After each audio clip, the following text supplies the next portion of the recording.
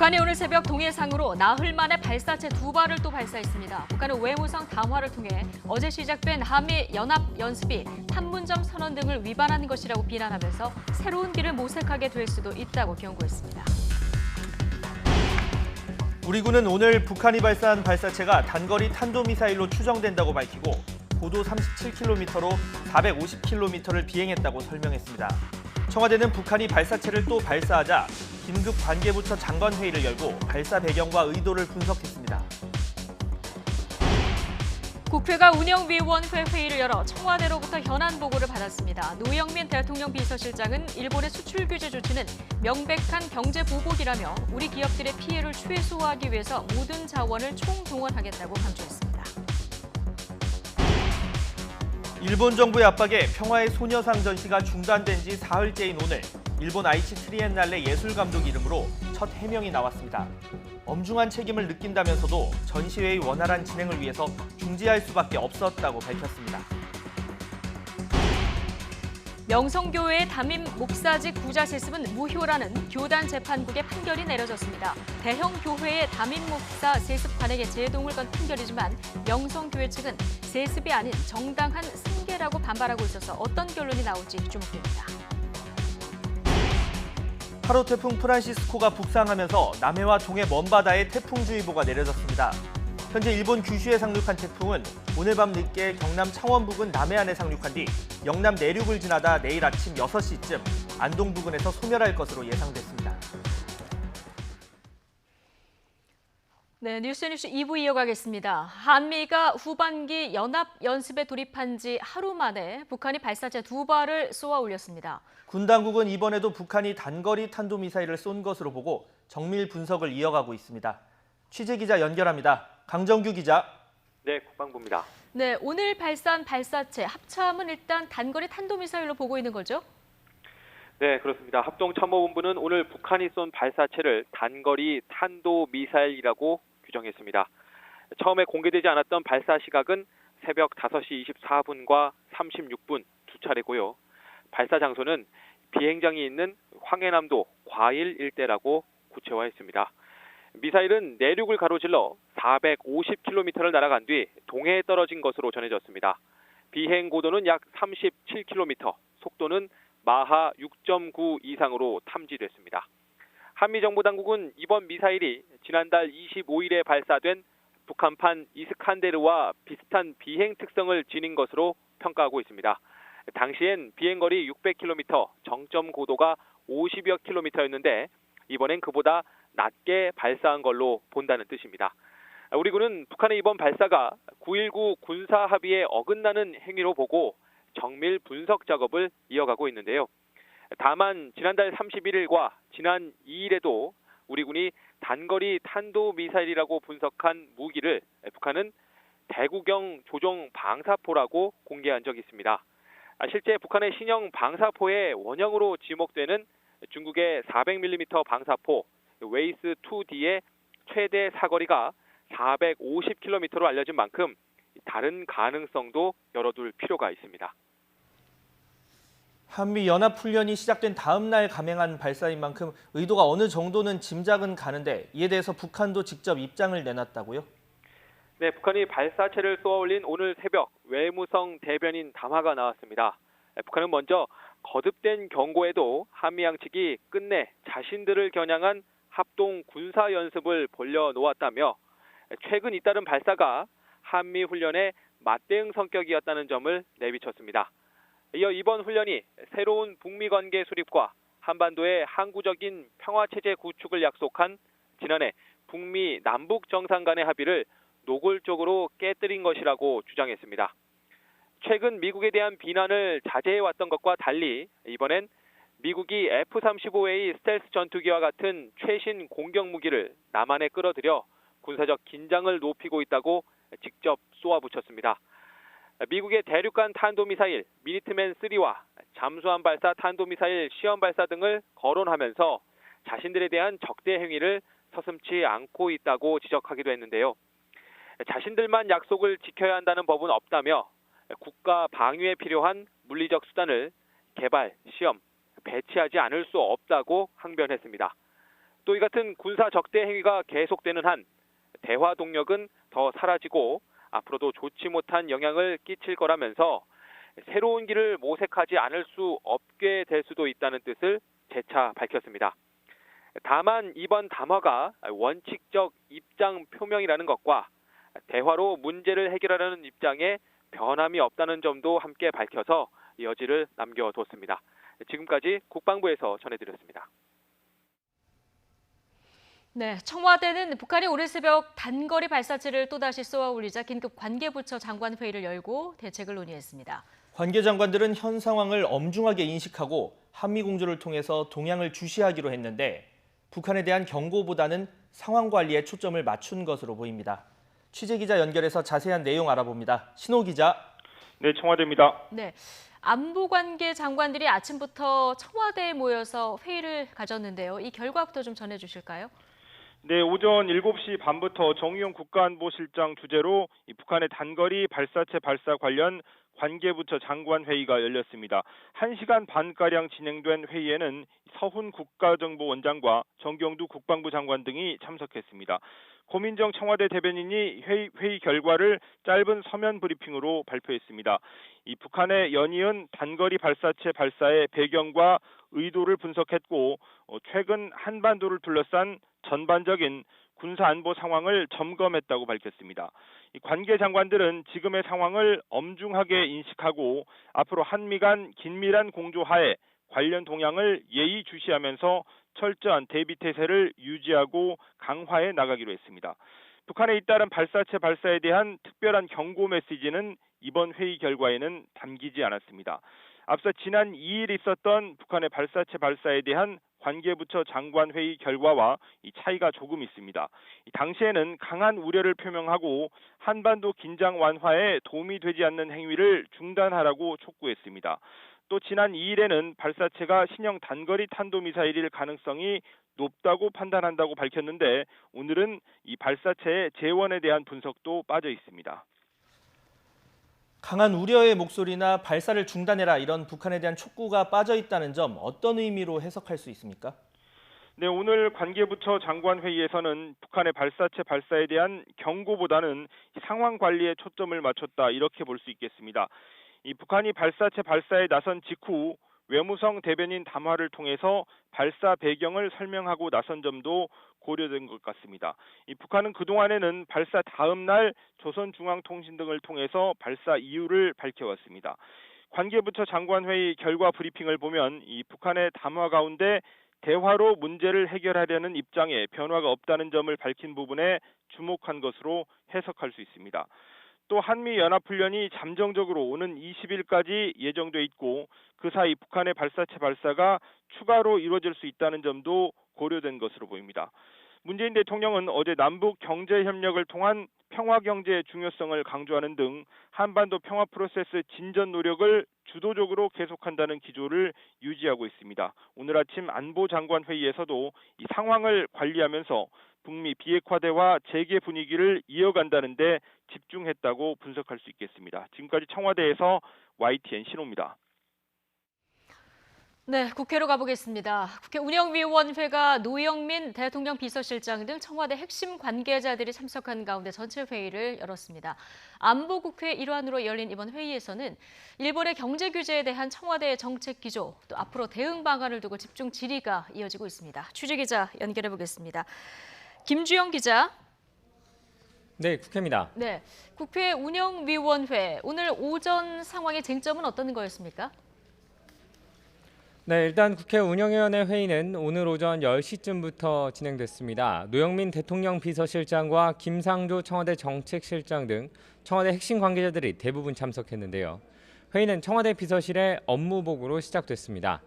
노영민 대통령 비서실장은 일본의 조치가 우리 대법원의 강제징용 판결에 대한 명백한 경제 보복으로 동북아 안보 질서까지 위협할 수 있는 매우 부당하고 무모한 선택이었다고 거듭 비판했습니다. 또 정부는 우리 기업이 겪을 피해를 최소화하기 위해 가능한 모든 자원을 총동원할 계획이라고 강조했습니다. 업무 보고에 이어 진행된 질의응답에서는 일본의 경제 규제에 대한 질의가 집중되고 있습니다. 앞선 정부의 대처가 적절했는지 또 앞으로의 대응 방향은 무엇인지 질의를 이어가고 있습니다. 이와 함께 북한의 잇따른 도발과 러시아 군용기의 영공 침범 등 안보 현안에 대해서도 날카로운 질의가 이어질 전망입니다. 네, 정치권은 일본의 경제 규제 문제로 또 여전히 시끄럽군요. 네, 여야 모두 일본의 경제 규제를 비판하는 동시에 어떻게 난국을 풀어나갈 수 있을지 고민하는 모습입니다. 더불어민주당 이인영 원내대표는 우리 국민의 저력이 타의 추종을 불허한다면서 일본을 이겨내자고 강조했습니다. 이를 위해 당은 소재 부품 국산화와 수입 다변화를 촉진하고 규제 혁신과 정책 지원을 통해서 빠른 시간 안에 기술 독립과 자립화를 높일 수 있도록 최선을 다하겠다고 밝혔습니다. 자유한국당과 바른미래당도 일본의 규제에 대해 대책을 고심했지만 어제 문재인 대통령이 남북 경협을 강조한 발언을 두고 비판도 내놓았습니다. 자유한국당 나경원 원내대표는 엉뚱한 솔루션, 상상 속 희망, 머릿속에 머리를 박은 타조 같은 말까지 동원하면서 현실성이 떨어진다고 비판했습니다. 바른미래당 오신환 원내대표 역시 경제전쟁의 해법으로 삼기에는 상황이 너무 급박하다면서 중장기 대책과 외교적 해결책을 찾으라고 강조했습니다. 지금까지 국회에서 YTN 김주영입니다. 네, 일본의 한국 금융시장 공격 가능성에 대해서 김상조 청와대 정책실장은 가능성이 매우 낮다고 전망했습니다. 김 실장은 국회 운영위원회 전체 회의에서 일본의 한국 금융시장 공격에 대비해야 한다는 민주평화당 유성엽 의원의 지적에 20년 전 IMF 외환 위기 시절과 국내 금융 상황이 달라졌다면서 이같이 답했습니다. 김 실장은 가능성이 낮다고 판단하지만 만일에 대비해 모든 가능성을 대비해 철저하게 대응책을 강구 중이라고 덧붙였습니다. 오늘 주식시장은 급락 출발 뒤 낙폭을 좁히는 모습입니다. 코스피는 오전 11시 55분 기준으로 어제 종가보다 0.5% 떨어진 1937.18로 거래를 이어가고 있습니다. 개장 직후 2%대 낙폭을 보였지만 시간이 갈수록 하락폭을 줄여나가는 모습입니다. 코스닥은 1.13% 오른 576.21로 반등에 성공했습니다. 미국이 중국을 환율 조작국으로 지정하면서 미중 무역 분쟁에 대한 우려가 한층 더 커졌지만 최근 국내 증시가 폭락세를 보여온 만큼 낙폭이 제한되는 것으로 분석됩니다. 증권 시장이 불안한 모습을 보이자 금융당국이 금융투자업계 간담회를 열었습니다. 금융위원회는 오늘 오전 금융투자업계 전문가 간담회를 열어서 증권시장 상황을 점검하고 충격 완화 대응 방안을 논의했습니다. 이 자리에서 손병두 부위원장은 미중 무역 분쟁이 통상에서 환율 문제로까지 확대되고 있고 일본의 수출 규제로 금융시장의 불확실성이 크지만 과도한 반응은 자제할 필요가 있다고 밝혔습니다.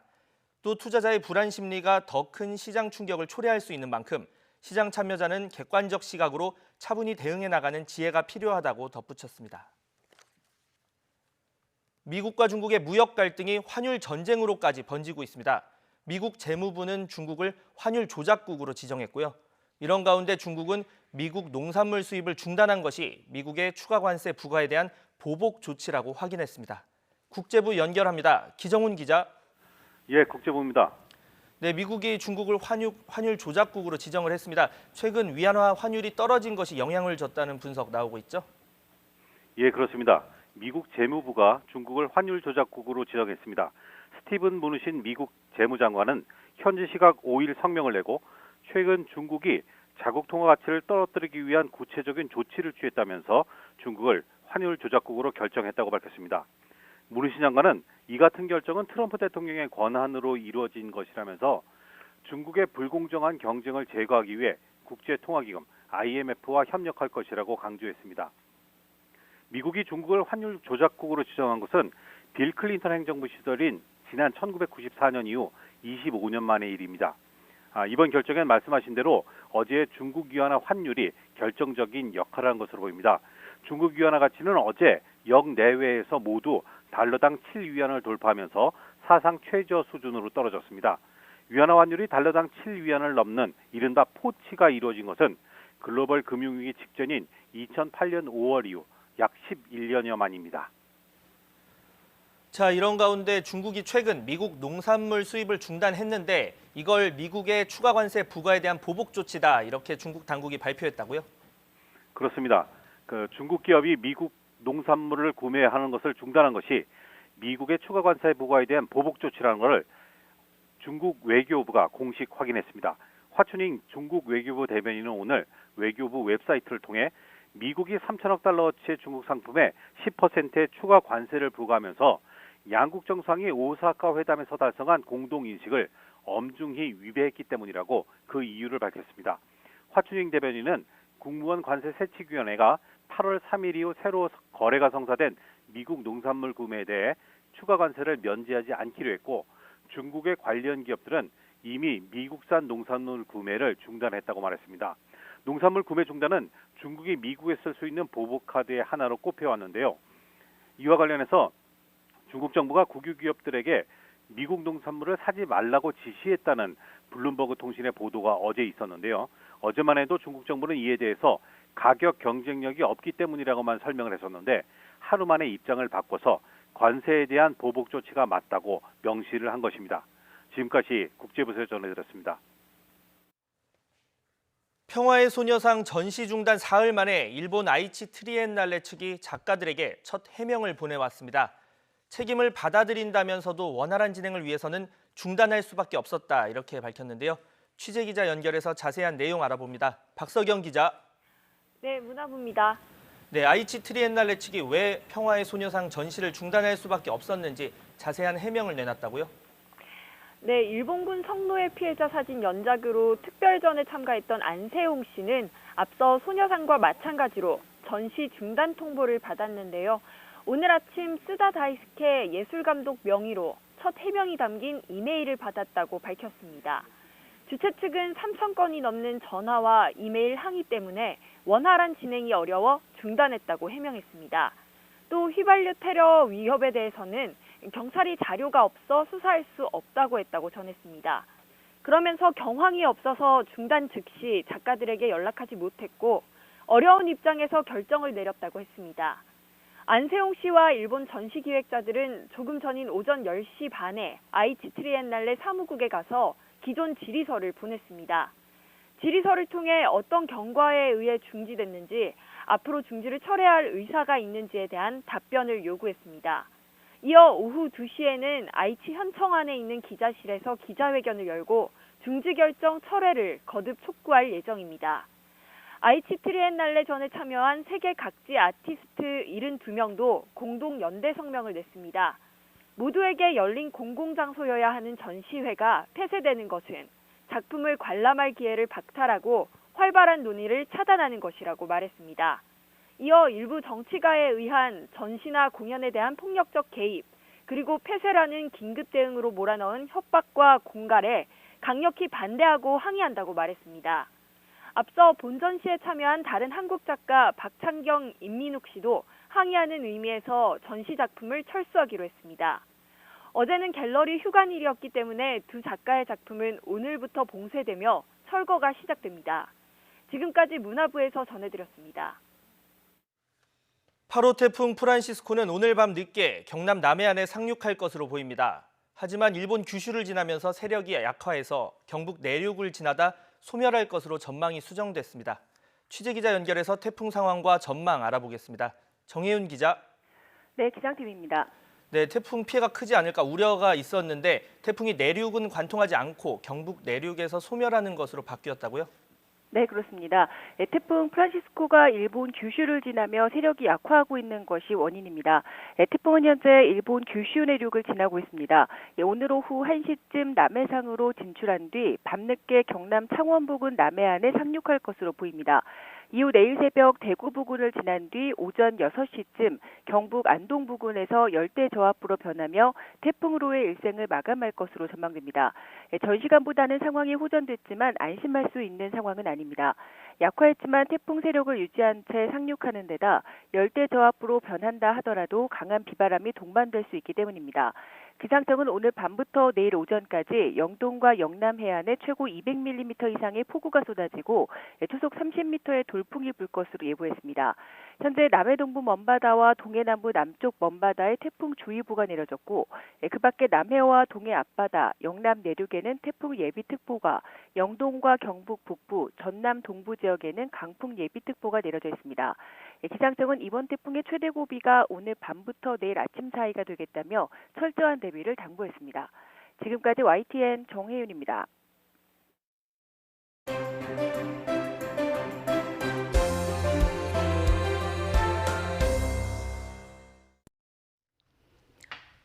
남북 간 경제 협력으로 평화 경제가 실현된다면 단숨에 일본을 따라잡을 수 있다. 일본 경제를 뛰어넘을 해법, 문재인 대통령은 남북 경협을 제시했습니다. 그런데 오늘 아침 북한이 또 발사체 2발을 발사하면서 야권에서는 또 비판 목소리도 커지고 있습니다. 김성환 시사평론가, 김병민 경희대 겸임교수 두 분과 이야기 나눠보겠습니다. 어서 오십시오. 안녕하세요. 안녕하세요. 자, 일본 무역 보복에 대응하는 어제 문재인 대통령 메시지의 핵심은 남북 경협을 통한 평화 경제였습니다. 그러나 상황은 좀 녹록지 않아 보이는데요. 관련 영상 먼저 보고 본격적인 대담 시작하겠습니다.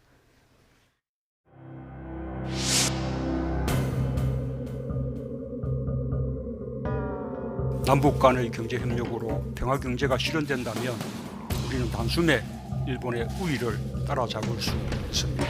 비핵화와 함께하는 한반도의 평화와 그 토대 위에 공동 번영을 이룰 수 있을 것입니다.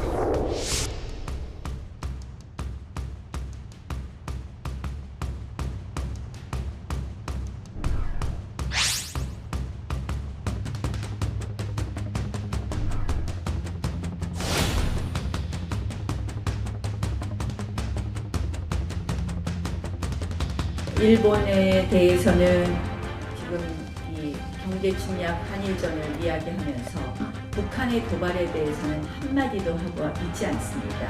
결국 친북 정부의 스탠스를 정확하게 보여주고 있습니다. 남북 경협을 경제 전쟁의 해법으로 삼기에 당장의 상황이 너무나 급박합니다.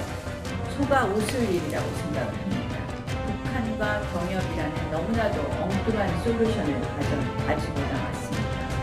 상상 속 희망과 실현 가능한 대안을 구분하지 못하고 있습니다. 결국 북한 터주기로 기식을 만들어버렸다. 우리 민족끼리 잘해보자는 북한 중독입니다.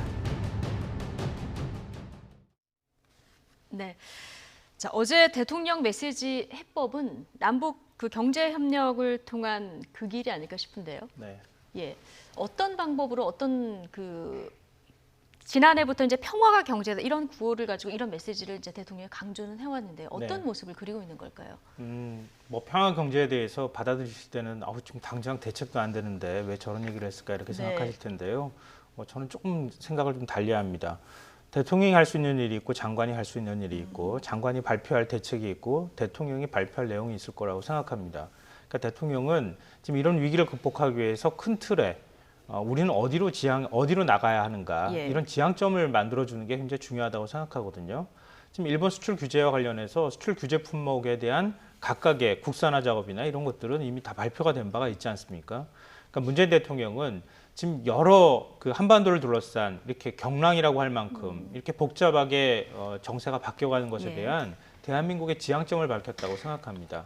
그러니까 두 가지 측면이 있는데요. 경제적인 측면과 지금 국제 정치적인 측면이 있는데 국제적인 정치적인 측면에서는 지금 잘 아시다시피 중거리 핵 전력 조약 미국에서 파기하고 한반도나 뭐 일본에 지금 중거리 탄도탄 미사일을 갖다 놓겠다. 네. 그러니까 이 말은 곧 달리 말하면 핵무기를 갖다 놓겠다는 얘기나 마찬가지입니다. 굉장히 예민한 문제가 예. 될 수 있는 거거든요. 그러면 결국은 중국을 겨냥하게 됩니다. 그러니까 중국을 겨냥하면 또 다른 미중 패권 전쟁에 우리가 휘말려 들어갈 가능성이 있다는 것이죠. 그러니까 이런 상황에서 미중 무역 갈등에 미중 무역 갈등과 패권 전쟁에 일본이 거기에 군사 대국화 추진하고 있는 어떤 이런 전략들이 포함되어 있는 거고 네. 여기에 우리가 맹목적으로 같은 한미일 동맹이라는 이름으로 따라가게 되면 결국 중국과 대척점에 설 수밖에 없고 지난번에 우리가 말했던 것처럼 사드 사태 때 그때의 일이 또다시 재현되지 말라는 법이 없다는 겁니다. 그러니까 이런 상황에서 우리가 지향해야 될 바는 결국은 평화 프레임일 수밖에 없다는 겁니다. 동북아 정세에서 한반도의 모든 세력이 충돌할 수밖에 없는 상황이라 그러면 한반도가 달리 방향을 바꿔가는 게 가장 최선의 방법이 아니냐는 것이죠. 예. 그러니까 그런 의미에서 평화라는 단어를 붙였다고 생각하고요. 경제라고 하는 측면에서는 우리나라가 내수가 취약하다는 사실은 다 아실 거예요. 예를 들면 일본은 수출과 내수의 비중이 지금 수출이 많이 늘었다 하더라도 한 7대3 정도, 수출이 3, 내수가 7 이렇게 얘기됩니다. 미국 같은 경우에도 한 5대5 이런 식의 얘기를 하는데요. 우리는 그것보다 훨씬 더 일본하고 정반대로 뒤집힌 경제 구조를 갖고 있습니다. 이런 상황에서 일본이 수출 분야에 있어서 수출 규제를 하게 되면 결국 수출 때문에 내수가 다 흔들리는 현상이 나타나잖아요. 그럼 우리로서는 큰 내수 시장을 가져야 할 필요가 있다는 거죠.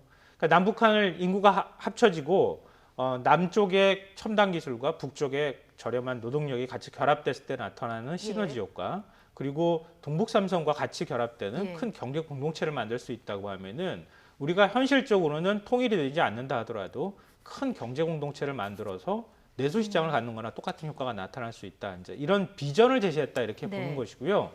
그러니까 이게 너무 먼 일이다라고 얘기하겠지만 남북 관계 진전은 당장 앞에 있는 일이잖아요.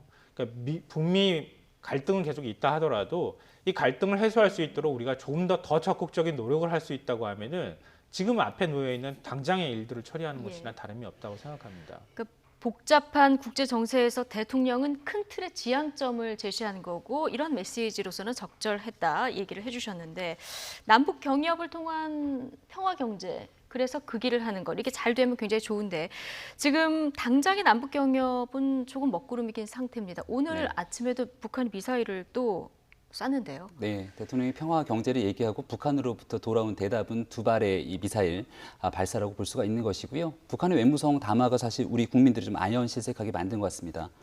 남조선이 그렇게 안보 위협에 시달리고 있다면 차라리 맞을 짓을 하지 않는 것이 더 현명한 처사일 것이라고 해서 이것이 대화를 하겠다라고 하는 북한의 자세인가에 대해서 근본적인 생각을 다시 해보게 만드는 상황으로 볼 수 있죠. 우리가 최근 정치인의 발언에 대해서 TPO에 대해서 생각해보자라는 얘기 많이 하는데요. 시간과 장소 그리고 상황에 대한 고려가 필요하다는 건데 문재인 대통령의 발언 중에 평화 경제를 얘기하고 있는 것이 지금 일본의 경제 보복 조치로 대한민국 경제가 정말 심각한 위기에 처해져 있는 지금 상황에서 맞는 것인가에 대한 이 비판적인 여론들이 있습니다. 지금 이 신경제 지도라고 하는 부분들은 작년도 판문점에서 문재인 대통령이 김정은 위원장을 만났을 때 USB 하나를 건네줬다라고 얘기하지 않습니까? 크게 세 축으로 볼 수 있는데 동해선 라인으로 볼 수 있는 환동해 벨트가 있는 것이고요. 경의선 라인으로 볼 수 있는 환서해 벨트가 있는 것이고 이 접경 지역으로 볼 수 있는 접경적 벨트가 있습니다. 이러한 벨트를 바탕으로 남북 간의 경제 협력을 통해서 새로운 경제 모델을 만들겠다는 게 신경제지도의 핵심인데요. 여기에 관한 가장 핵심적인 축은 결국은 동아시아 철도 공동체를 건설하겠다고 하는 철도와 도로의 연결에서부터 시작을 합니다. 이것이 4.27 판문점 선언에서 작년도 내에 삽을 뜨겠다고 약속을 했고 일부 삽을 뜨긴 했습니다마는 결국 대북 제재에 가로막혀서 한 걸음도 나아가지 못하고 있는 것이 현재 작금 대한민국의 현실입니다. 그렇다면 이 문제를 바탕으로 북한과의 관계를 풀어내는 건 아주 지난하고 먼 길이라면 지금 현재 불안감을 갖고 있는 국민들의 그런 고통들을 해소하기 위한 대통령의 발언으로 적절했는가 여기에 대해서는 야당이 비판할 수밖에 없는 대목이 아닌가 싶습니다. 네, 어쨌든 오늘 북한이 이제 미사일 발사하니까 한국당에서는 지금 정부가 북한의 도발에 대해서는 한마디도 안 한다. 그러면서 친북 스탠스를 꼬집었는데 어제 국방위가 열리지 않았습니까? 한국당 박맹우 의원이 국방부 장관을 향해서 북한을 대변한다 이런 얘기를 해서 이제 정회되는 사태까지 벌어졌어요. 뭐 당대표하고 원내대표는 대통령을 향해서 김정은 수석 대변인이라는 발언을 거침없이 하고 당 사무총장은 국방부 장관을 향해서 이런 식으로 발언하는 게 과연 맞는 것이냐. 그러니까 특히 국방부 장관 입장에서는 굉장히 불쾌할 수 있는 발언이죠. 왜냐하면 북한은 이렇게 가면 적이 될 수 있다고 분명히 그 이전에 발언하기도 하고 그러지 않았습니까? 북한과 대치하고 있는 상황인 것만은 틀림이 없습니다. 이건 객관적인 상황인 것이거든요.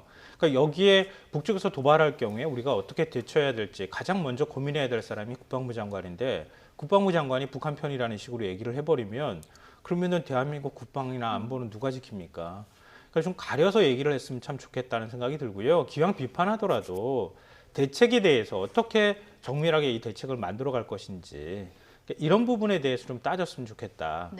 그러니까 이 뭐라 그럴까요? 이념으로 국방을 지키려고 하는 이런 태도를 보이고 있다고 저는 생각하거든요. 그러니까 우리 정부가 미사일이 없어서 북한만큼 없어서 안 쏘겠습니까? 그건 아니라고 생각하거든요. 마치 이걸 북한의 심기를 거슬린다 이런 방식으로 이해하고 있다고 생각하는데요. 그러니까 그건 아니라고 봅니다. 그러니까 우리 입장에서는 북한이 미사일을 연일 발사하는 것은 굉장히 불쾌한 일이고요. 특히 일본과 갈등이 있는 상황에서 북쪽마저 저러나라는 국민적 정서가 있는 것도 잘 압니다. 그렇지만요, 우리가 지금 현재 놓여 있는 상황은요. 지난번에도 그 북미 정상회담 때도 나온 얘기지만 한미 군사훈련 안 하겠다고 트럼프 대통령 입으로 얘기했던 겁니다. 그리고 그 북쪽에서 거기에 상응하는 조치로 대륙간 탄도미사일을 발사하지 예. 않겠다고까지 얘기를 했었는데 그 약속들이 서서히 지금 무너져가고 있는 상황이에요. 그리고 북미 실무 협상을 지금 앞두고 있는 상황에서 일종의 압박의 전략으로서 저런 행동을 보이고 있다는 것을 우리가 다 이해하고 있다 그러면, 알고 있다 그러면 거기에 따라서 우리가 어떠한 적절한 대처를 내놔야 되는가, 이런 부분에 대한 판단도 달라질 거라고 생각하거든요. 또 한미 군사연습 그대로 지금 하고 있는 거 아닙니까? 그러니까 그런 부분에 있어서 우리가 뭐 예를 들어서 심기를 거스리거나 아니면 눈치를 봐서 아무것도 안 하거나 그런 건 아니라는 거예요. 그러니까 그걸 계속 긴장 상태로 몰아가야 과연 우리가 제대로 된 대책을 내놓는 것인지 저는 좀 이해가 안 됩니다. 어쨌든 북한은 왜 저러나 이제 국민적 정서에 이것도 좀 깔려 있는 상황인데요. 다시 돌아가서 이 평화 경제에 대해서 보수 야당의 비판이 굉장히 거센데 한마디로 얘기하면 굉장히 강한 표현들이 나왔습니다. 뭐 모래 속에 머리박은 타조, 뭐 이런 얘기까지 나온 상황인데 한마디로 이게 좀 엉뚱한 솔루션이다, 이런 비판인 것 같아요. 그러니까 북한이 현재 대화에 응하면서 완전한 비핵화에 나서겠다는 약속을 지키게 된다면 그 비핵화에 대한 진전을 바탕으로 국제사회에 대한 대북 제재가 완화될 것이고, 그럼 자연스럽게 개성공단 재개라든지 금강산 관광 재개 등에 대한 조치가 이루어질 수 있을 겁니다. 그렇다면 문재인 대통령이 말하고 있는 평화 경제, 평화가 곧 경제다라고 얘기했던 부분들이 한 걸음씩 진전되는 모습들을 보일 수 있다는 판단이 됐지만, 지금 북한이 저렇게 미사일을 도발하고 있는 상황을 바라볼 건데 이러한 내용들이 쉽게 풀릴 수 있을 거다라고 판단하는 국민들이 적지가 않겠다라는 생각이 드는 지점이고요. 저는 국민들이 굉장히 좀 야속해하는 것 같습니다. 북한의 대상으로. 일본이 대한민국에 대한 경제 보복 조치를 단행하면서 일본과의 관계가 굉장히 흔들리고 있는 상황이고, 또 얼마 전에는 러시아가 대한민국 영공을 침범하는 일까지 일어났는데 여기에 북한마저 나서서 대한민국을 흔드는 행위들은 우리가 어떻게 바라봐야 될 것인가에 대한 고민이 짙어지는데요. 이 북한이 대한민국을 바라보고 있는 상황 속에서 이 대한민국은 한국과 일본, 미국 간의 한미일 삼각 공조를 유지하고 있지 않습니까? 하지만 일본과의 경제 갈등으로 한국과 일본의 지소미아 파기 문제까지를 여건이 들고 나오는 등 안보의 공조가 흔들리고 있는 상황입니다. 여기서 북한이 지금 대한민국을 상대로 연일 거듭되는 문제지기 두 가지인데요. 한미연합훈련 하나랑 미국으로부터 들어오게 되는 F-35A 스텔스 전투기입니다. 그렇다면 이 미국과의 굳건한 동맹관계까지 흔들어내는 모습으로 비춰질 수 있는 북한의 모습이라면 이것이 과연 한반도의 평화를 견제하기 위해 했던 김정은 위원장의 약속과 일맥상통하는가에 대한 근본적인 물음을 다시 던질 수밖에 없습니다. 그래서 일부 보수 야권에서는 9.19 군사합의를 위배하고 있는 이 상황에 대해서 북한에게 엄중하게 메시지를 던지고 책임을 물어야 된다는 얘기가 나오는 게 그런 배경이 있다고 생각합니다. 이 와중에 지금 금융시장도 롤러코스터입니다. 뭐 우리 어제 주식시장 시가총이 뭐 49조 정도가 증발했다, 이런 얘기가 나오던데요. 오늘도 뭐 이제 롤러코스터로 좀 불안한 이런 상황인데, 이게 비단 이제 한일 갈등 여파도 있긴 있겠습니다만은 지금 오늘 아침에는 또 미중 무역 갈등이 또 증폭되지 않았습니까? 이런 여러 가지 국제 정세, 지금 전 세계 증시가 다 불안한 상황이에요. 뭐 다우하고 나스닥 같은 경우에도 지금 많이 빠지는 건 3% 이상 지금 내려가고 있는 상황이고요. 아시아 증시도 2에서 3%. 오히려 우리가 지금 거꾸로 어제 많이 빠졌기 때문에 오늘 선방하고 있는 모습 좀 보여주고 있는데요. 일종의 이제 무역 갈등이라고 하는 측면에서 촉발된 미중 패권 전쟁에서 시작됐고요. 그 다음에 이제 우리 입장으로 보면은 한일 이제 수출 보복 문제라든가 무역 보복, 그 경제 보복 문제가 같이 겹친 거라고 볼 수 있고요. 더 여기에 더해서 금융시장마저 지금 흔들리고 있는 상황이 됐잖아요. 그러니까 미국이 중국을 환율 조작국으로 오늘 지정을 해버렸습니다. 근데 이렇게 되면은 단순히 무역 갈등 문제가 아니라 금융시장까지 여파가 미칠 수밖에 없기 때문에 이건 전 세계가 흔들리는 현상이 나타난다고 볼 수 있습니다. 그러니까 한마디로 정리하면은 불확실성이 커지고 있다고 하는 것이죠. 그러니까 이런 불확실성에서 우리가 어떻게 해야 될 것인가, 이게 사실 굉장히 중요한데요. 잘 아시다시피 한국의 어떤 대외 그 어떤 시장의 어떤 변수에 대한 충격이나 이런 것들이 좀 안정성이 좀 취약한 나라입니다. 그러니까 그런 것 때문에 사실 우리 증시가 더 많이 흔들릴 가능성이 분명히 있거든요. 그러니까 이런 측면에서 정부가 어떻게 그런 시장의 안정을 도모할 수 있느냐, 대책을 만드느냐가 굉장히 중요한 시점이라고 생각됩니다. 네, 투자자들도 국민들도 뭐 좀 불안한 상황이긴 한데, 이럴 때 이제 당국의 메시지가 어떠해야 되느냐, 이 부분에 대해서 정치권 목소리가 좀 엇갈리고 있는 것 같습니다. 금융시장에 불안을 유포하는 것은 바람직하지 않다, 이런 얘기도 나오고요. 한국당에서는 문재인 정부의 경제 정책 때문에 금융시장이 만신창이가 됐다, 이런 비판의 목소리도 나옵니다. 함께 듣고 오시겠습니다. 개미 참사, 외국인 투자자 셀코리아가 반복되는 심각한 상황입니다. 전문가들은 지금 이러한 상태를 심리적 공황 상태다라고 표현하고 있습니다. 금융시장에서는 이번 정부의 사태 인식 수준과 문제 해결 능력을 회의적으로 판단하고 있다는 것을 우리는 알 수 있습니다.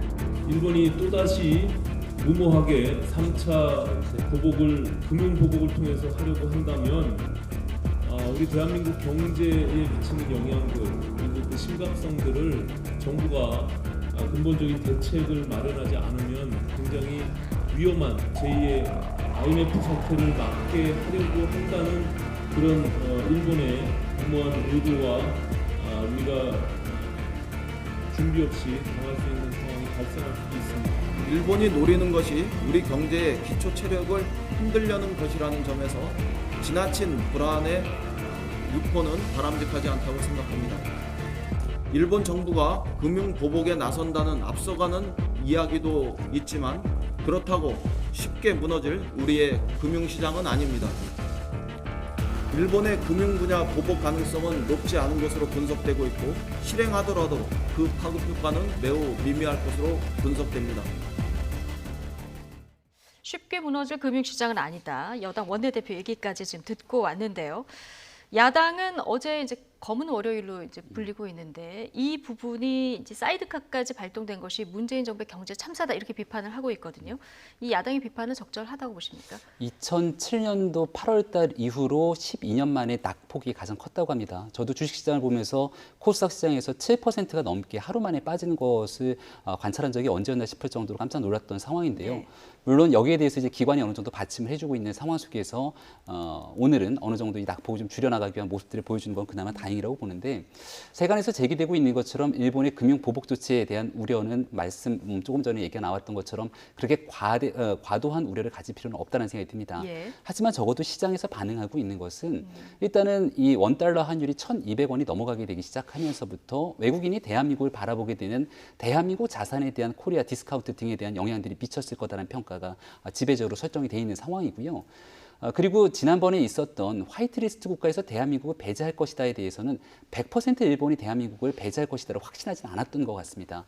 여기에 대해서 우리 정부도 충분하게 외교적 노력을 하기 위한 모습을 보였고 미국 정부 입장에서도 중재 조치를 취하려는 것 아니냐라는 시각들이 존재했습니다만 결과적으로 일본이 한국을 화이트리스트 국가에서 배제하고 있는 상황이 우리 경제에 얼마나 치명적인 영향을 미치는지를 금융시장을 보더라도 이제 단편적으로 볼 수 있다는 거죠. 그렇다면 이 문제를 극복하기 위해서 우리 정치권이 해야 되는 것은 국민들이 갖고 있는 이 엄청난 불안감을 해소하기 위해서 정부와 정치권이 어떤 역할을 해줄 것인지에 대한 신뢰를 바탕으로 그렇죠. 국민들을 설득하기 노력이 지금 굉장히 필요한 시점으로 봅니다.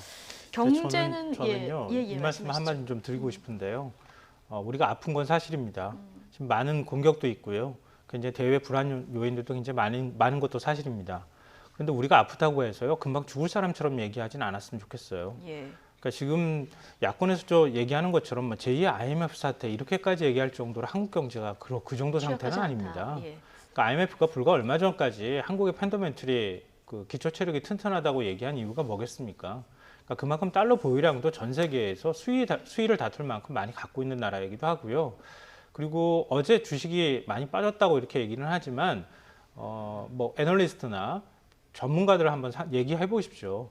그러니까 그게 너무 과도하게 지금 반응했다고 하는 게 대부분의 주류의 판단입니다.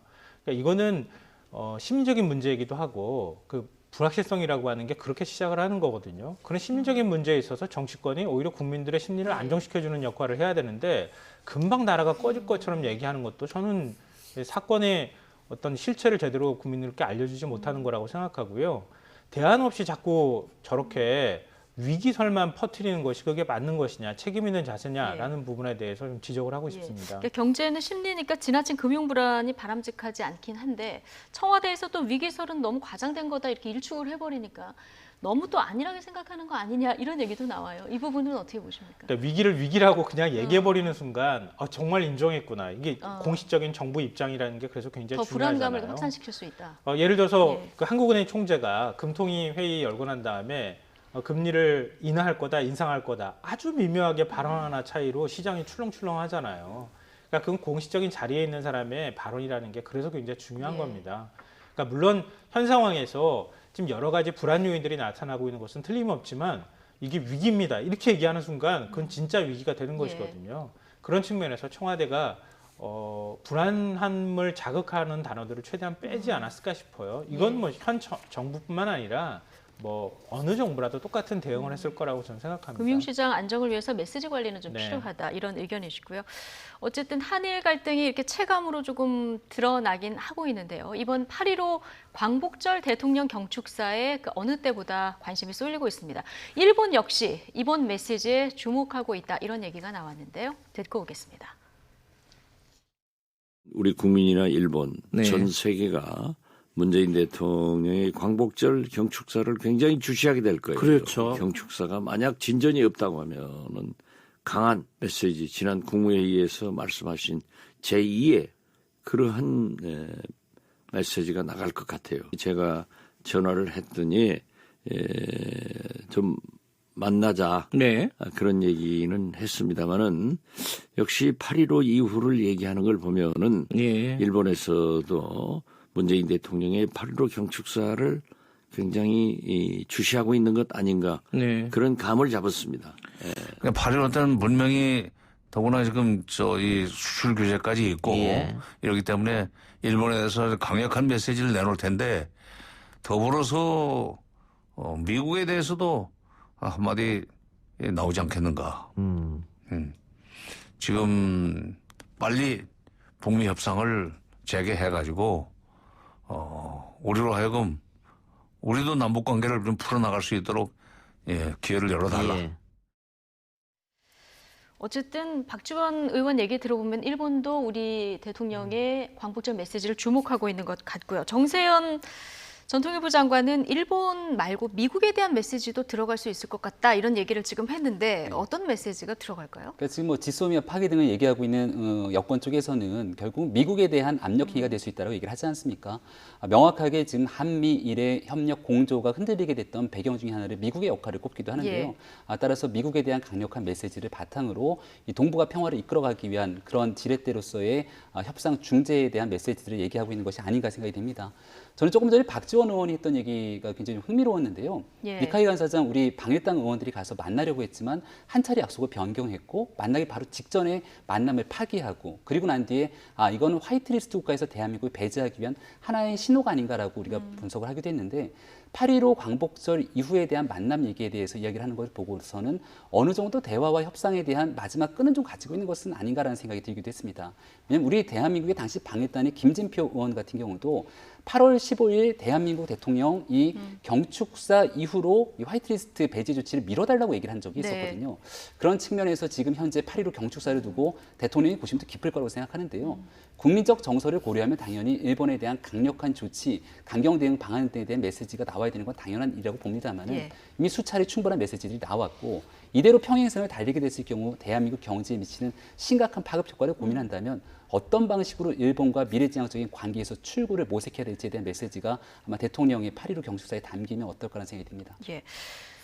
어쨌든 갈등을 풀기 위해서 우리는 접촉은 좀 해보려는 의사를 몇 번 그 일본 측에 얘기를 했습니다만 지금 다 거부하고 있는 상황이고요. 오늘 뭐 아베 총리 히로시마 원폭 추모 행사 참석한 뒤 기자회견이 있었는데 여기서도 한일 정상회담의 부정적인 입장도 밝혔습니다. 물론 뭐 예상되던 일이긴 합니다만. 그러니까 큰 틀 안에서 일본에서는 한국이 답 가져오라는 얘기입니다. 강제징용 그 지난해 그 판결에 대한 답을 가져와라. 그리고 뭐 위안부 합의 파기한 문제도 마찬가지고 지금 일본은 그러니까 우리가 그냥 생각할 때요.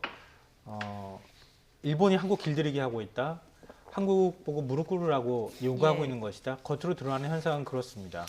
그걸 그러면 우리의 실리라고 하는 측면과 우리의 명분이라고 하는 거에서 어느 정도 그거를 유지할 것이냐, 가져나갈 것이냐 이런 거에 굉장히 고민이 있다고 생각하거든요.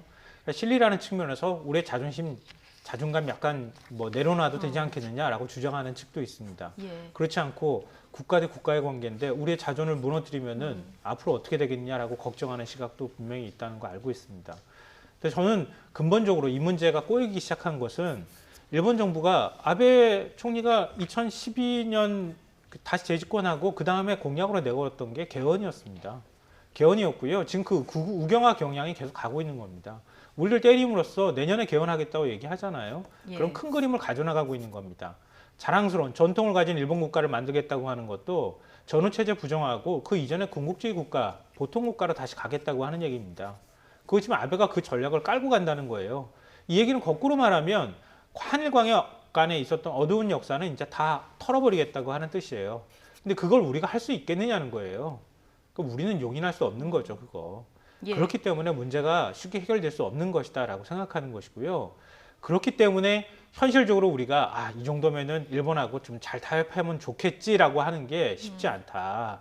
이건 앞으로 그렇기 때문에 짧게 정리될 문제가 아니라 갈등이 가더라도 우리의 자존을 지켜가면서 일본의 경제 보복이나 경제 대책에 대해서 스스로 우리가 길을 찾아 나가는 것을 해야 될 때다.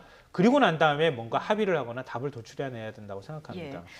지금 일본에 대한 맞대응 카드로 지소미아 폐기 이 얘기가 정치권에 계속 나오고 있습니다. 여권에서는 지금 아까 서른 의원 얘기 들어보셨습니다만 8.15에 통지서를 보내야 된다 이런 얘기까지 여당에서는 나오지만 야당에서 신중해야 된다 얘기가 있었습니다. 정경두 국방부 장관 연장하는 것으로 정부에서 검토를 하고 있었는데 최근에는 여러 가지를 고려해서 신중하게 검토하고 있다. 어제 국방위에서 이 얘기를 했었거든요. 폐기 카드를 정부가 꺼내들 가능성이 있을까요? 모든 가능성을 열어두고 있겠다 예. 정도로 저는 해석이 되는데요. 예. 일단 여기에 대해서 상호 국가가 연장하지 않겠다라고 통지하게 되면 이 지소미아 한일 군사정보 예. 보호협정이 깨지게 되는 상황으로 볼 수 있는데 우리 정부에서 하고 있는 얘기들을 바탕으로 보게 됐을 경우는 일본의 경제보복 조치에 대한 지렛대 역할로서 이 지소미아를 활용했으면 좋겠다라고 예. 판단하는 건 아닌가 모르겠습니다. 첫 번째로 그 지렛대가 되려면 일본에 피해를 줄 수 있는 상황이 되거나 아니면 이 지소미아는 한국과 일본에 관한 문제라기보다는 또다시 미국이라고 하는 큰 축이 껴있기 때문에 미국의 중재 역할을 바탕으로 끌어내기 위한 지렛대로서 이 지소미아를 쓰는 것이 어떠냐라고 하는 분석까지 제기가 되는 것 같습니다. 근데 지금 미국과의 과거 대한민국이 맺고 있던 굳건한 한미동맹이 조금 흔들리는 것 아니냐라고 우려를 제기하는 분들도 많은데요. 그럼 이 지소미아를 대한민국이 지렛대로 쓰게 됐을 경우 동맹관계에 금이 가기 시작하면서 미국이 대한민국의 방위비 분담금 문제에 대한 더 과도한 청구서를 내밀거나 아니면 호르무즈 해벽에 대한 파병 문제라든지 지금 중거리 미사일에 대한 대한민국 배치 등에 대한 미국이 쓸 수 있는 또 다른 지렛대의 카드들이 많이 존재합니다. 그래서 지금 현재 일본의 경제보복 조치를 풀어내기 위한 다각도의 검토를 하는 것은 대한민국 정부 입장에서 상당히 중요한 일이지만 이것을 굳이 안보 문제와 같이 결부시켜서 일본을 형태로 한 지렛대 역할을 할 수 있을 거라고 판단하는 부분들은 굉장히 신중하고 세밀하게 다각도의 검토가 필요하다는 생각입니다.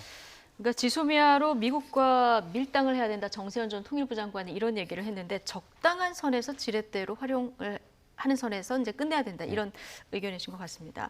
한일 이 정보보호협정 지소미아에 이어서 정부의 또 다른 맞대응 카드 바로 방사능과 여행입니다. 방사능 하면 일본의 가장 아픈 부분인데요. 여권에서는 도쿄 여행 금지를 검토하고 있다는 말도 나오고 있고요. 시민들 사이에서는 도쿄올림픽을 보이콧하자 이런 의견도 나오고 있습니다. 차현주 앵커가 정리해드립니다. 정부가 시멘트 원료로 쓰이는 일본산 석탄재에 대한 방사능 검사 강화 조치를 검토하고 있습니다. 일본의 약점이죠. 방사능 문제를 건드려서 일본을 압박하는 카드로 쓸 가능성이 있습니다. 국민들의 안전과 관련된 사항은 관광, 식품, 폐기물 등의 분야부터 안전 조치를 강화해 나갈 계획입니다. 얼마 전 도쿄에서 방사성 물질이 기준치보다 4배나 추가돼서 검출됐다면서 정부가 도쿄를 포함해서 일본 여행 자제 지침을 내려야 한다는 여당 의원의 주장도 나왔습니다. 도쿄 같은 데는 아예 금지해버리면 비즈니스나 혹은 다른 이유로 가셔야 될 분들 전부 발목도 묶는 거니까 적정하게 할 수 있지 않느냐. 외교부는 방사능 추가 검출 등이 증명된 경우에 한해서 신중히 도입할 사안이라는 입장인데요. 이런 가운데 우리 국민 10명 중에 7명은 내년 도쿄올림픽을 보이콧해야 한다고 답했습니다. 여론조사기관 리얼미터가 CBS의 의뢰로 보이콧에 대한 국민 여론을 조사한 결과인데요. 방사능 관련 추가 안전조치가 없으면 올림픽을 보이콧해야 한다는 찬성 입장이 68.9%로 반대 입장의 3배가 넘었습니다. 이번 조사는 19세 이상 남녀 502명을 대상으로 실시했고 표본 오차는 95% 신뢰 수준에 플러스 마이너스 4.4%포인트입니다. 자세한 조사 개요와 결과는 리얼미터 홈페이지를 참고하면 됩니다. 우리 국민뿐만 아닙니다. 미국의 시사주간지 더 네이션 등 외신도 후쿠시마 원전 사고로 인한 방사능 오염 위험이 가시지 않았다면서 도쿄올림픽에 대한 우려의 목소리를 높이고 있는 상황입니다. 네, 이제 방사능 때문에 여행 금지 구역에 도쿄를 포함시켜야 된다 이런 의견도 나오고요. 지금 뭐 일본에서 수입하는 석탄재 방사능 이 부분에 검사를 강화해야 된다 이런 목소리가 나옵니다. 지금 전체적인 어떤 일본에 대한 대응 전략이 방사능 쪽으로 좀 모이는 것 같은데요. 그게 아베 총리 입장에서 굉장히 아픈 구석이 될 수 네. 있으니까 이제 그 부분을 좀 찌르는 거 아닌가 싶어요. 예. 먼저 배경을 간단하게 말씀드리면 아베 총리가 2006년에 집권한 다음에 1년 만에 물러나지 않습니까? 저 대장 쪽이 굉장히 안 좋다고 하는 그런 얘기가 좀 있었잖아요. 그리고 난 다음에 다시 2012년에 재집권을 합니다. 네. 재집권했을 때 그 시기를 생각해 보시면 되는데요. 2011년에 동일본 대지진, 후쿠시마 원전 폭발 사고가 있었습니다. 그리고 난 다음에 2012년에 재집권할 때 그 후쿠시마 원전 사고의 상실감과 상처를 어떤 방식으로든 씻어줄 필요, 극복할 필요가 있었다고 판단했던 재건을 겁니다. 해야 된다. 예. 그게 바로 그런 카드에서 나온 게 도쿄올림픽 유치였습니다. 그 도쿄올림픽이 이제 1년 앞으로 다가온 것이죠. 그러니까 아베 총리 입장에서 방사능 문제하고 도쿄올림픽은 굉장히 예민한 지점이긴 지점이면 틀림이 없습니다. 그 부분을 여당이 알고 좀 찌르는 거라고 생각하는데요. 다만 정부 차원에서 지금 홍남기 부총리 얘기 잠깐 나왔던 것처럼 우리 국민의 안전을 위해서 식품 안전 그리고 최근에 이제 화력발전소에서 나오는 폐기물을 우리가 안전이 담보되지 않은 것들을 수입하고 있다 이런 지적도 있었잖아요. 그런 부분에 대해서 들여다보겠습니다. 그거는 우리 정부가 취해야 될 너무나 당연한 조치인 겁니다. 그건 정부 차원에서 해야 될 일이라고 생각하는 거고요. 다만 도쿄올림픽을 보이콧하자라고 하는 건 좀 다른 문제입니다.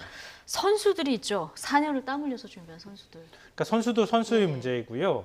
우리 88 올림픽 4년 전에 있었던 LA 올림픽, 그 전에 있었던 모스크바 올림픽도 그랬잖아요. 반쪽 올림픽으로 끝나지 않았습니까? 냉전 시대 때 정치적 이유로 스포츠를 이용했던 측면이 있었거든요. 그러니까 우리가 일본한테 지금 주장하고 있는 게 뭡니까? 역사 정치적인 문제로 경제를 끌어들여 왔다라고 비판하는 거 아닙니까? 그런데 도쿄올림픽에 우리가 출전하지 않는다고 하면은 또 거꾸로 우리가 비판받을 가능성이 있다는 스포츠를 겁니다. 이용하는. 네. 예, 그러니까 그런 점에 비판을 있어서는 받을 좀 조심스러운 태도로 접근하는 게 좋겠다고 말씀드리고 싶습니다. 예. 어쨌든 지금 아베 정권은 도쿄올림픽에 사활을 걸고 있는 이런 상황이라서요. 뭐 올림픽 장관은 후쿠시마 고등어 맛있다 뭐 이런 홍보까지 하는 이런 상황입니다. 그런데 아베 총리 지지율이요. 아이러니하게도 지금 4%포인트 정도 상승했거든요. 이런 그 일본 내 지금 여론은 어떻게 해석을 해야 됩니까? 그러니까 NHK의 여론조사에 따라서 상승한 측면들이 일부 존재하는 것 같고 네. 또 다른 여론조사에서는 아베 총리 지지율이 일부 또 소폭 하락한 것이 아니냐라고 또 나오고 있는 거라 명확한 일본 내 여론들을 확인하기 좀 어려운 것 같은데. 이건 NHK 여론조사. 네, 맞습니다. NHK 여론조사의 분석에 따르면은 참여한 선거에서 일단 아베 총리가 승리를 했기 때문에 이를 바탕으로 여권에 대한 지지층이 어느 정도 좀 결집하지 않았는가. 그리고 또 이 우익들을 대상으로 대한민국에 대한 경제 보복 조치들에 대한 성과, 효과들이 좀 나타나는 것이 아니냐 이런 분석들이 있는 것 같고요. 하지만 어느 정도 좀 우리가 분명히 봐야 될 것은 화이트리스트 국가에서 대한민국을 배제했던 것에 대해서도 일본에서 과반이 넘는 국민들이 또 찬성하고 있는 측면들이 존재합니다. 그러니까 이런 국민적 여론을 바탕으로 아베 총리가 이렇게 무리한 행동들을 강행하는 게 아닌가 싶기도 한데 그정 반대되는 측면에서는 어느 쪽도 지지하지 않는다. 좀 무관심적인 측면을 표현했던 일본 국민들이 27%나 됩니다. 그리고 아베 총리 행동을 지지하지 않는다는 국민도 8% 정도가 되고요. 도합 합치면 35% 정도 되는 국민들은 또 아베 총리에 대해서 적극적으로 지지하지 않는 상황일 수도 있습니다. 따라서 우리가 문제를 풀어나가는 해법은 여러 가지 측면들이 있겠습니다만은 국제적인 국제사회에서 여론들을 환기시키는 방법들이 한 가지가 있을 것이고요. 두 번째 방법은 일본 내에서도 아베 총리와 다른 목소리를 내고 있는 사람들의 여론들을 환기시키는 방법들이 있기 때문에 외교적으로 풀어가기 위한 상황 속에서 일본과 아베 총리 행동을 모두를 다 하나로 묶어서 무조건적인 반일 행동들을 갖고 가는 것은 그렇게 그 슬기로운 선택은 아니다라는 생각이 들고요. 이 문제를 풀어가기 위한 굉장히 좀 다각도의 세밀한 고심들이 필요한 지점이 아닌가 생각이 듭니다. 네. 국제 여론전에서 우리의 정당성을 좀 이야기하는 이런 부분도 좀 확대돼야 되지 않을까 이런 생각이 듭니다. 오늘 두 분 말씀 여기까지 듣겠습니다. 김성환 시사평론가, 김병민 경희대 겸임교수 두 분과 함께했습니다. 고맙습니다.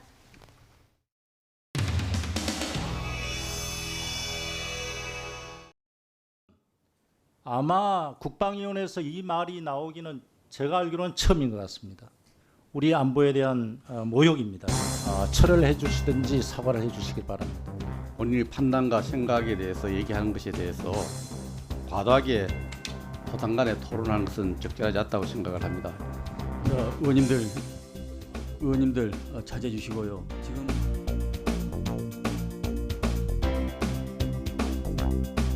장관님의 경력을 보면 정말 화려하고 빛나는 경력을 가지신 분인 것 같습니다. 그런데 그간에 장관께서 하시는 언행을 보면은 정말 충격을 받을 정도로 실망스럽지 않을 수가 없습니다. 그 미사일 발사 남북 합의 위반입니까 아닙니까? 북한의 그런 군사적 긴장도를 높이는 그런 행위들 이런 것들은 전혀 우리 지금 현재 진행되고 있는 이 한반도의 비핵화 그다음에 위반입니까 아닙니까? 그것만 한번 답변해 보세요. 예, 그런 데 대해서 하여튼 그 위반이라고 생각하고 그런 행위들을 하지 위반이라고 않아야 생각하고 위반이면 위반이지 생각하고는 또 뭡니까? 그렇게 장관이 말이에요. 그 한마디도 못합니까? 그런 소신도 하나 없습니까? 지금 군사 합의라고 해놓고 엄청난 위반을 하고 있는데 제대로 경고 한번 했습니까? 완전 우리는 무장해제 당한 채 당하고 있는 거 아닙니까? 왜 자꾸 우리 무장 해제했다고 그렇게 말씀하십니까? 우리가 무슨 무장 해제를 했습니까? 사실상 무장 해제 상태나 다름없이 우리가 볼 때는 전혀 그런 그렇지 대응을 않다는 것을 해왔고 분명하게 말씀드립니다.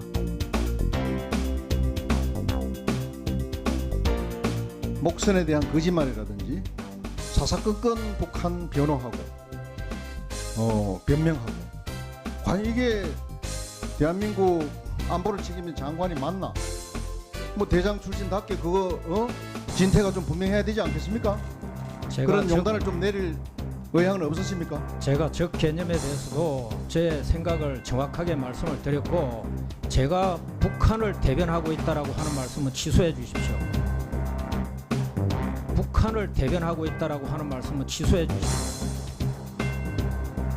제가 언제 북한을 대변했습니까?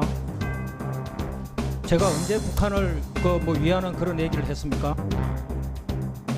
그렇게 느낍니다. 느끼고 그 느끼신 거는 아주 잘못된 겁니다.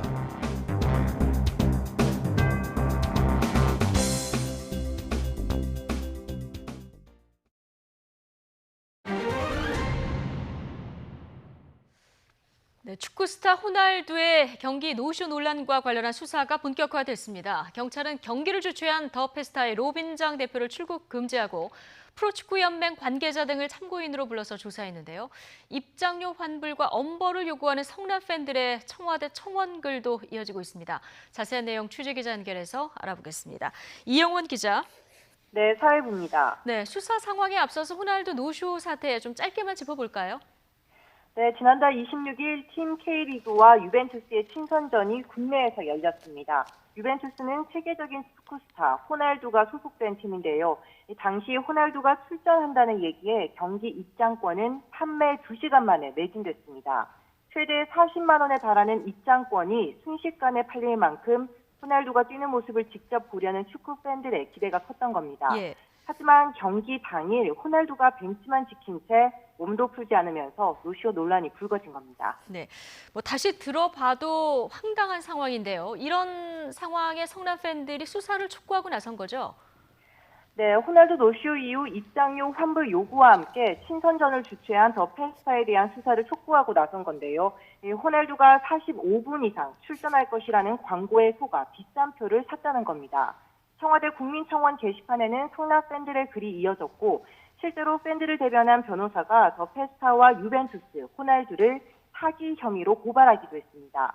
또 대한축구협회와 한국프로축구연맹의 책임을 추궁하기도 했는데요. 이 주최사인 더 페스타가 제출한 서류 등 관련 정보를 모두 공개하고 호날두 노쇼 사태로 물질적, 정신적 피해를 본 팬들을 위한 공식 대책센터를 마련하라고 촉구하고 있습니다. 네, 경찰이 고발장을 접수했고 지금 수사는 본격화된 겁니까? 네, 지난달 30일 경찰은 호날두 고발 사건을 서울 수서경찰서에 배당했습니다. 경찰은 친선전을 주최한 더 페스타의 로빈장 대표를 출국 금지하며 수사를 본격화했는데요.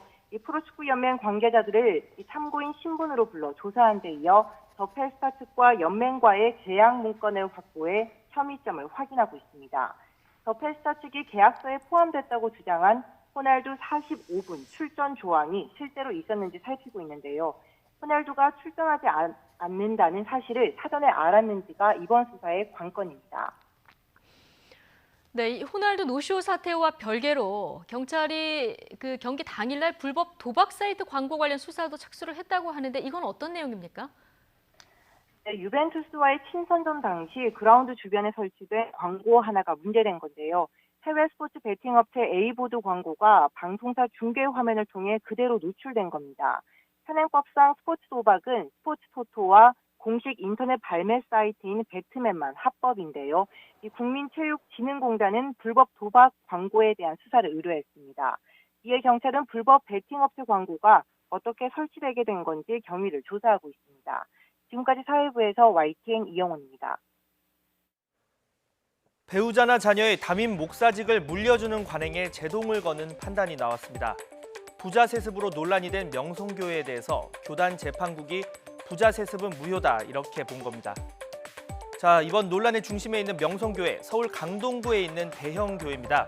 1980년 작은 상가 건물 100제곱미터 정도를 빌려서 시작을 했는데 지금은 등록 교인 수만 10만여 명에 달할 정도입니다.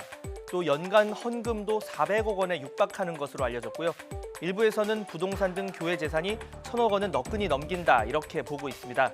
설립자는 김삼환 목사입니다. 한국기독교교회 협의회장을 지내고 지난 2015년 말 은퇴를 했는데요. 은퇴 이후에도 지난 2016년에서 18년까지 숭실대 이사장직을 역임하고 또 새벽 예배를 진행하는 등 왕성하게 여전히 활동을 하고 있습니다. 자, 문제는 변칙적인 부자 세습이었습니다. 대한예수교 장로회는 지난 2014년 은퇴하는 담임 목사의 배우자와 직계 비속은 담임 목사로 청빙할 수 없다, 부를 수 없다. 이런 목회 세습 금지법을 만들었습니다. 그 뒤인 2015년 말 정년 퇴임을 한 김원로 목사는 퇴임 후 세간의 세습 의혹을 묵인하면서 2년 동안이나 담임 목사직을 비워뒀습니다. 그리고 2년 뒤 아들에게 그 자리를 물려줍니다. 반박은 황당했습니다. 은퇴하고 2년이 지나서 아들이 취임을 했으니까 은퇴하는 목사가 아니라 이미 은퇴를 한 목사다. 그래서 불법적인 세습이 아니라 계승이다. 이런 설명입니다. 2014년도 법을 제정한 이후에 은퇴하는 모든 목사는 은퇴하는 이고 법을 제정하기 이전에 은퇴한 목사는 은퇴한 목사고 법을 제정하기 이전에 은퇴한 목사까지 적용할 수는 없다. 그러니 법을 제정한 2014년도 이후에 은퇴하는 모든 목사에게는 적용이 된다. 그 얘기거든요. 자, 당연히 방금 인터뷰 같은 반박이 나올 수밖에 없겠고요. 또 변칙 세습을 위한 준비 작업은 또 있었습니다. 2014년 멀지 않은 경기도 하남에 교회를 하나 따로 세웠고요. 아들을 담임 목사로 앉혔습니다. 그리고 3년 뒤 아들을 위임 목사로 부르고 또 지어준 교회와 합병안을 통과를 시키면서 변칙 세습이다 이런 비판이 또 쏟아졌습니다. 하지만 아버지 김 목사는 당당합니다. 오히려 비판 세력을 마귀라고 지적하고 있습니다. 수단 방법 가리지 않고 돌 던져 죽이려고 하는데 마귀는 여러 가지로 공격한 우리 교회를 완전히 죽이고 멸하고 완전히 똥으로 만들려고 하는 것이 그분들의 생각이 무슨 기업을 물려주는 게 아니에요. 십자가 물려주는 거예요. 아주 고난을 물려주는 거지 자기들이 교회를 그렇게 생각했다는 건 자기들이 타락한 거예요. 물론 이 교회만의 문제는 아니겠죠. 근본적인 해결책이 필요하다는 지적이 나옵니다. 대형 교회라든가 세습하는 교회의 목사의 위치는 굉장한 힘을 가지고 있습니다. 그리고 모든 결정의 전권을 담임 목사가 쥐고 있습니다. 큰 교회를 이루게 되면 성공한 목사로 평가되는 이 한국 교회의 잘못된 이 관을 깨트려야 됩니다. 힘 있는 교회를 다니면 자신도 그러한 복을 받을 수 있다는 착각에서 벗어나야 합니다. 재심 청구나 법적 공방, 나아가서 명성교회가 교단을 탈퇴할 가능성까지 제기가 되고 있습니다. 그동안 정당한 승계라고 주장해온 명성교회 측은 아직 공식 입장은 밝히지 않고 있는데요. 참 씁쓸한 소식입니다. 처음에 종교가 생기고 또 교회가 생긴 이유를 모두가 기억할 필요가 있어 보입니다. 연예인의 마약 투약 혐의와 경찰 유착 의혹을 신고한 공익신고자의 실명과 자택을 공개 보도한 기자와 소속 언론사가 검찰에 고발됐습니다. 국민권익위원회는 전원위원회의를 열어 이 같은 결정을 내렸다고 밝혔습니다. 권익위는 또 공익신고자의 실명 등을 후속 보도하거나 인용 보도한 다른 언론사들에도 주의를 촉구하고 방송통신위원회와 한국기자협회에 재발 방지를 위한 대책을 마련해 줄 것을 함께 요구하기로 했습니다. 미국 여자 프로골프 박성현 선수의 아버지가 대학 진학을 빌미로 학부모들에게 수천만 원을 받아 챙긴 혐의로 고소당했습니다. 서울 동부지방검찰청은 지난 6월 말 피해 학부모들이 박 선수의 부친 박모 씨를 사기 혐의로 고소한 사건을 접수했다고 밝혔습니다. 경북의 한 사립대학 축구부 감독을 지낸 박 씨는 고등학생 자녀를 둔 학부모들에게 대학 진학을 약속하며 수천만 원을 챙긴 혐의를 받습니다. 고소장에는 박 씨가 골프 비용과 술값 등으로 수시로 돈을 받았다는 내용이 담긴 것으로 알려졌습니다. 검찰은 최근 고소인들을 불러 조사를 마쳤고 조만간 박 씨를 피고소인 신분으로 소환해 조사할 계획입니다. 정의당 윤수아 의원실의 협박성 메시지와 소포를 보내 구속된 30대 남성이 구속 필요성을 다시 판단해달라고 요청했습니다. 서울 남부지방법원은 내일 오후 2시 서울 대학생 진보연합 소속 35살 유모 씨의 구속 적부심을 엽니다. 구속 적부심이란 구속 결정이 합당한지 다시 판단해달라고 요청하는 절차며 인용될 경우 석방 상태로 수사와 재판을 받게 됩니다. 유 씨는 지난달 31일 협박 혐의로 구속된 이후 범행 이유에 대해서 아무 진술도 내놓지 않다가 검찰로 넘겨졌습니다. 8호 태풍 프란시스코가 북상하면서 남부지방은 차차 비바람이 거세게 불겠습니다. 반면 중부지방은 35도를 웃도는 찜통더위가 맹위를 떨치고 있는데요. 자세한 태풍과 그리고 무더위 상황 알아봅니다. 홍나실 캐스터. 네, 야외 스튜디오에 나와 있습니다. 네, 그나마 태풍의 위력이 약해진다고 해서 다행입니다. 지금 태풍 어디까지 왔습니까? 네, 현재 8호 태풍 프란시스코는 일본 규슈 지방을 통과한 뒤 남해에 진입했습니다. 경남 해안부터 태풍의 영향권에 들기 시작해 부산은 지금 비가 시작됐고요. 바람도 점차 강해지고 있습니다. 오늘 밤에는 남부 전 지역이 태풍의 직접 영향권에 들 것으로 보입니다. 태풍 프란시스코는 오늘 늦은 밤 경남 창원 부근 해안에 상륙할 것으로 전망됩니다. 이후 영남 내륙을 지나며 세력이 급격히 약화해 내일 아침 6시쯤 경북 안동 부근 내륙에서 소멸할 것으로 전망됩니다. 태풍이 내륙에서 소멸해도 비바람에 대한 경계는 계속 필요합니다. 강원 영동과 영남 해안에는 200mm가 넘는 폭우가 쏟아지겠고요. 남해안과 동해안에는 초속 30m의 돌풍이 불면서 시설물 피해와 함께 저지대 침수도 우려됩니다. 반면 중부지방은 오늘도 찜통더위가 절정을 이루겠습니다. 현재 35도까지 오른 서울 기온 최고 37도까지 치솟겠고요. 춘천 36도, 대전도 35도까지 오르겠습니다. 남부지방은 광주 34도, 대구 32도 등으로 무더위의 기세가 조금 누그러들겠습니다. 태풍이 약해져도 태풍입니다. 이번 태풍은 바람보다는 비 피해가 크겠고요. 최대 고비는 오늘 밤부터 내일 아침이 되겠습니다. 태풍 피해가 없도록 만전을 기해 주시기 바랍니다. 지금까지 상암동 야외 스튜디오에서 YTN 홍나실입니다. 태풍이 지나가면 양식장이 휩쓸리거나 부서지는 사고가 자주 발생을 하는데요. 이번 태풍도 경남 남해안을 지날 것으로 예보가 돼서 피해가 우려되고 있습니다. 나현우 기자가 보도합니다. 바다에 떠 있어야 할 가두리 양식장이 모래사장 위로 올라왔습니다. 온통 깨지고 부서져 어지럽게 뒤엉켰습니다. 그나마 바다 위에 남아있는 가두리 양식장도 뒤틀리거나 가라앉았습니다. 지난해 8월 태풍 솔릭이 쓸고 지나간 상처입니다. 3년 지나서 출하를 해야 되는데 뭐라고 말을 못하겠더니. 이번 8호 태풍 프란시스코가 양식장이 많은 경남 남해안으로 북상하면서 비상이 걸렸습니다. 무엇보다 양식장을 꼼꼼하게 점검하는 게 필요합니다. 그물망이 약간 찢어진 곳도 강한 파도에 더 큰 구멍이 돼 양식 생물을 잃을 수 있기 때문입니다. 그물망과 연결된 줄을 단단히 고정하는 것도 높은 파도 속에서 파손을 막는 길입니다. 육상수조 양식장도 강풍에 대비해 시설을 단단히 고정해야 합니다. 특히 정전과 단수에 대비해 깨끗한 물을 충분히 저장해두고 산소 공급 장치와 비상 발전기가 잘 작동하는지 점검하는 것도 필수입니다. 사료 공급은 태풍이 접근하기 전부터 태풍이 소멸해 사육 환경이 좋아질 때까지 멈추는 게 좋습니다. 일반적으로 사육소 주수량을 줄이거나 중단하는 경우가 많습니다. 이럴 때 양식 생물에게 사료를 공급하게 되면 산소 소비량이 증가하여 더 많은 양의 산소를 요구하게 되고 또 정상적인 소화 활동을 하지 못할 수 있기 때문에 태풍이 지나간 뒤에는 수조 안에 이물질을 제거하고 깨끗한 바닷물로 교체해줘야 2차 감염을 막을 수 있습니다. YTN 나인호입니다. 약사법을 어긴 의약품 판매업소 4곳이 적발됐습니다. 대전시 특별사법경찰은 사용기한이 지난 의약품을 팔기 위해서 조제실에 진열한 약국 2곳을 적발해서 약사들을 입건했습니다. 또 허가받지 않은 장소에 수액 등을 보관한 의약품 도매상들을 적발해 책임자를 입건하고 영업 정지도 요청했습니다. 고용노동부는 청년 구직활동 지원금 지원 대상을 선정할 때 우선순위를 적용하지 않고 요건만 충족하면 지원금을 주기로 했습니다. 그동안엔 제한된 예산 때문에 지원이 시급한 청년을 우선 지원하기 위해서 졸업 이후 기간과 유사사업 참여 이력을 기준으로 우선순위를 정해 지원했습니다. 청년 구직활동 지원금은 청년들이 취업을 준비하는 데 필요한 비용을 월 50만 원씩 최대 6개월까지 지원하는 제도입니다.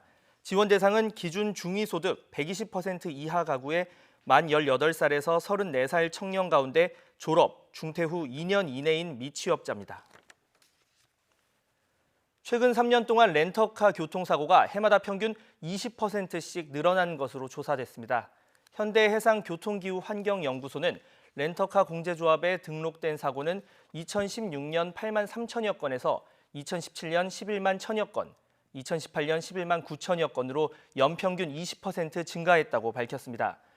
렌터카 사고로 인한 사망자 수는 2016년 54명, 2017년 79명, 2018년 63명으로 집계됐습니다.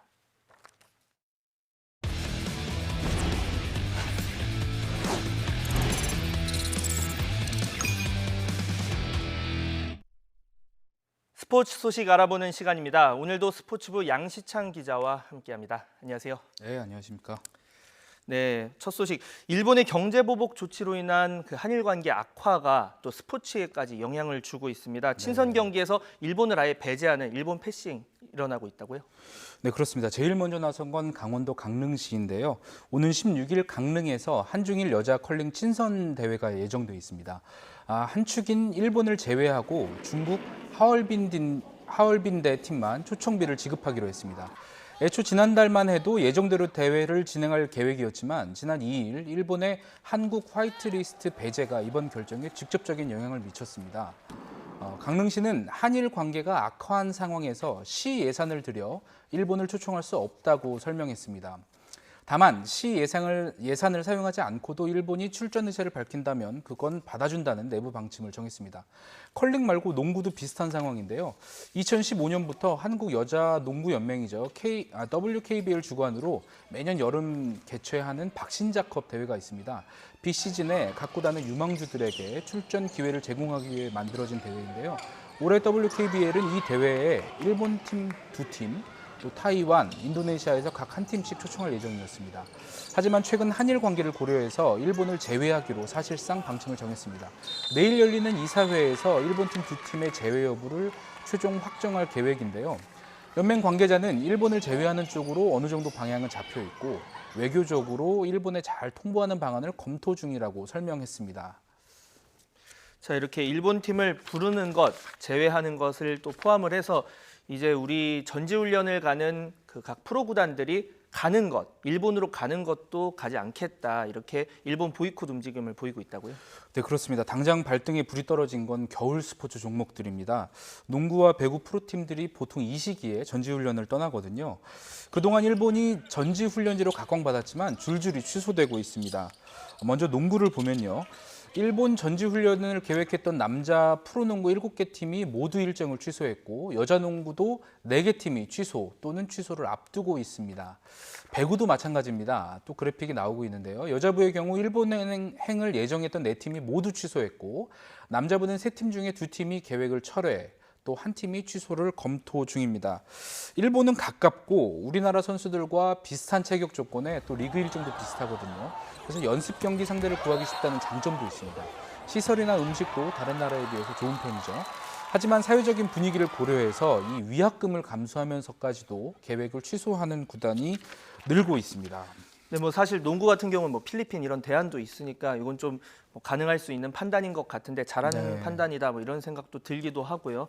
네, 근데 관련해서 이제 뭐 스포츠까지 이래야 하나 또 이런 지적이 나오는 것도 일부에서 있는데 이와 관련해서 온라인에서 또 뭐 얘기가 나오고 있다고요? 그렇습니다. 좀 논쟁이 불붙고 있는 양상인데요. 먼저 야구 이만수 전 SK 감독이 일본 문제와 관련해서 입을 열었습니다. 신문에 기고한 글인데 개인의 SNS에도 같은 내용을 올렸습니다. 한번 보시면요. 멋진 포수처럼이라는 제목의 글입니다. 이 감독은 일본이 총성 없는 전쟁을 시작했고 한국 경제에 심각한 타격을 입혀서 잘못했다, 살려달라 이렇게 비굴하게 굴복시키려는 것으로 여겨진다고 썼습니다. 그러면서 이 사태가 마무리될 때까지 일본 제품을 사용하지 않을 것이고 공식적으로 추진하고 있던 일본과의 협력 프로젝트도 중단한다고 밝혔습니다. 그러면서 좋은 포수는 상대가 아무리 거친 슬라이딩으로 홈을 파고들어도 절대로 홈을 내주지 않는다면서 멋진 포수처럼 우리나라를 잘 지켜내자는 말로 글을 마쳤습니다. 이 감독을 응원하고 지지한다는 댓글 반응이 대부분이지만 일부는 또 반대하는 댓글도 있습니다. 하태경 바른미래당 의원은 정반대의 글을 올렸습니다. 하 의원은 경기도와 춘천시가 일본에서 열리는 컬링 대회 선수단 파견을 취소한 것에 대해서 안타깝다고 밝혔고요. 그러면서 스포츠는 정치와 분리돼야 하고 전쟁을 하더라도 국제 경기는 참여해서 정정당당하게 경쟁을 하는 게 스포츠 정신이라고 강조했습니다. 또 일본과의 경제 전쟁에서 승리하려면 우리가 도덕적인 우위에 있고 스포츠맨십을 가질 때 국제사회도 우리 사회의 손을 들어줄 것이라고 글을 마무리했습니다. 네, 스포츠는 정치와 분리돼야 한다 이 지적도 뭐 어느 정도 일리가 있고 양쪽 다 타당한 측면이 있는 것 같은데 내년 도쿄올림픽 앞두고 있어서 이 문제가 더 뜨거운 화두죠. 그렇습니다. 정치권 일각에서는 내년에 열리는 도쿄올림픽 보이콧 주장까지 나오고 있는 상황입니다. 또 이에 찬성하는 여론이 더 높다는 여론조사 결과도 나왔습니다. 하지만 국제적으로 보면 스포츠는 정치와 별개다. 또 스포츠까지 정치적인 이슈가 침범해서는 안 된다는 게 일반 국제적인 인식입니다. 지난 런던 올림픽 때 일본과의 축구 3, 4위전에서 승리한 뒤에 우리 박종호 선수가 독도 세리머니를 한 것을 기억하는 분들 많으실 텐데요. IOC가 이 부분을 문제 삼아서 벌금형을 내렸죠. 이것도 정치와 스포츠의 분리 원칙 때문입니다.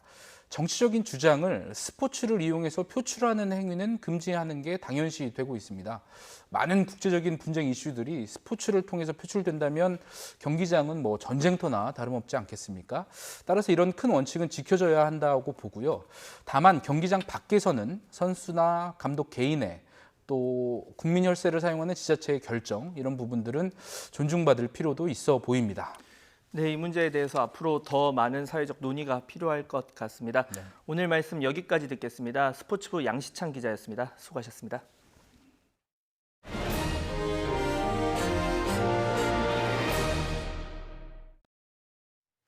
이딴 총격 참사에 대해서 트럼프 미국 대통령이 악마의 공격이라며 총기 규제 강화와 강력한 법 집행을 약속하는 대국민 성명을 발표했습니다.